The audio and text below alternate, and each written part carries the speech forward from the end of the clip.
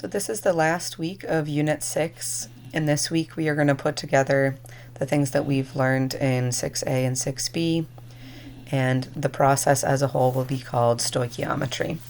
Stoichiometry is used to calculate the mass of a reactant or product in a chemical reaction when given the mass of another reactant or product.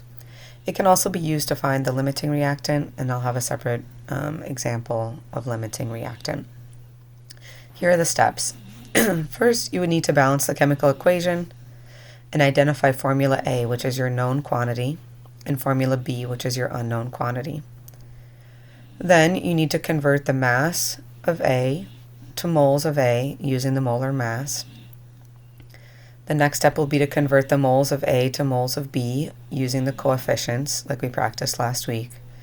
And then finally, you'll use the molar mass of B to find the mass of B, and that will be your final answer. There are some times where you don't need to use all of the steps, but I'm going to use all of the steps in this example. And if you are given instead the moles of A, then you could start here at this step. Or if you were given the mass of A, but you were only asked for the moles of B, then you could stop here. But in this case, we're going to do the hardest example, which is all the way from the beginning to the end. This is our problem. If we react 50 grams of H2O2, how many grams of oxygen are produced? We're going to start by balancing the chemical equation and identifying formula A and formula B. We have H2O2 yields H2O plus O2. I'm going to put an H here and an O here. I'm starting out with 2 H's and 2 O's on the left, 2 H's on the right, and 1 plus 2 O's on the right.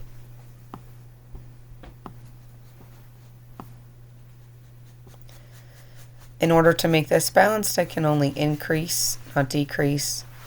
I have 3 oxygens on the left. There's no way to get 3 over here. There are times where it would be useful to multiply by 3, but in this case we're going to multiply by 2, and you'll see why. If I multiply those 2 oxygens, I get 4, but I also affect the hydrogens, so now I have 4 hydrogens. If I multiply these 2 hydrogens by 2, I get 4, but that also affects this single oxygen, which makes the equation balanced. Our last molecule here can stay blank, or I can put a 1 here just to remind me that the coefficient is 1. Let's move on to the next step.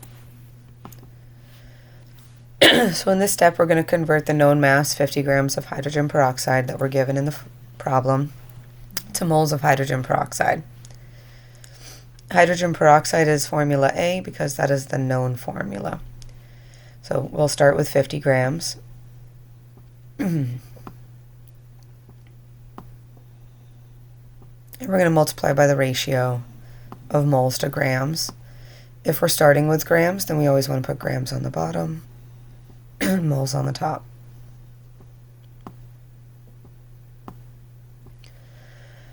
"50 grams per 1 mole. Oh, I lied, I skipped a step. So we also need to calculate the molar mass of hydrogen peroxide because that's the amount of grams that we're going to put on the bottom here. We would take a 2 and multiply by the atomic mass of hydrogen, which is 1. And then add that to 2 times the atomic mass of oxygen, which is 16. We'd multiply before adding, so we get 2 times 1 is 2. Plus 2 times 16 is 32. Our total is 34 grams. So that's what goes on the bottom here.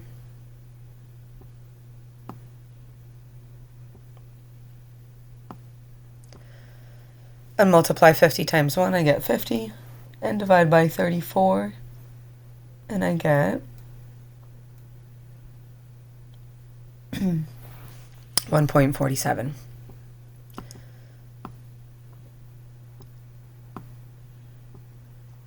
These are the moles of hydrogen peroxide, and this answer is going to carry over to the next slide. So the first thing I'm going to do is write in my moles of hydrogen peroxide from the last slide.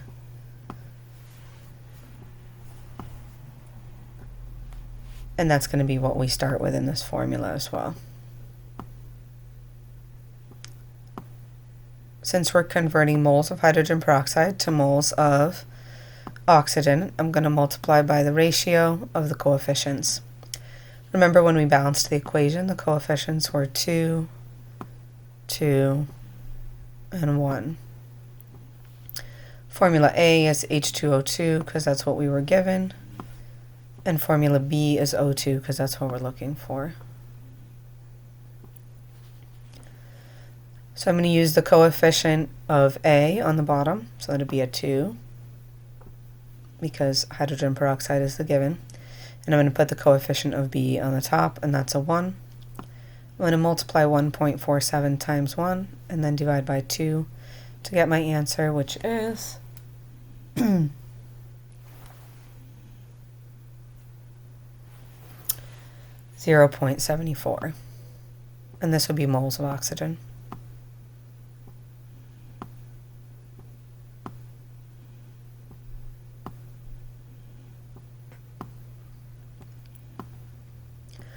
I'm going to remember this answer when I move on to the next slide. I'm going to start by filling in the answer from the previous slide. So the last step is to convert moles of oxygen to mass of oxygen. I'm going to start with the number that I just calculated, 0.74. And in order to convert moles to mass, I'm going to need the molar mass for this substance. Since I have moles here on top, I'm going to write moles on the bottom and grams on the top. The molar mass of oxygen is going to be 2 times the atomic mass of oxygen, which is 16. 2 times 16 is 32, so that's what goes right here. So I'm going to multiply 0.74 times 32. I get 23.5, which is my answer. And the units would be grams of oxygen. This is our theoretical yield. So if in the laboratory we were reacting 50 grams of hydrogen peroxide, we would predict or expect that we would get 23.5 grams of oxygen. Remember, there were 2 products, so that's why if we start with 50 grams, we get 23.5 grams of oxygen. We would also get the other amount of grams would be water, and we could calculate that using stoichiometry as well. This number is our theoretical yield. If we were doing this in the laboratory, we would compare that to our actual yield, which is the measured mass from the scale. But that's where we're going to stop for now.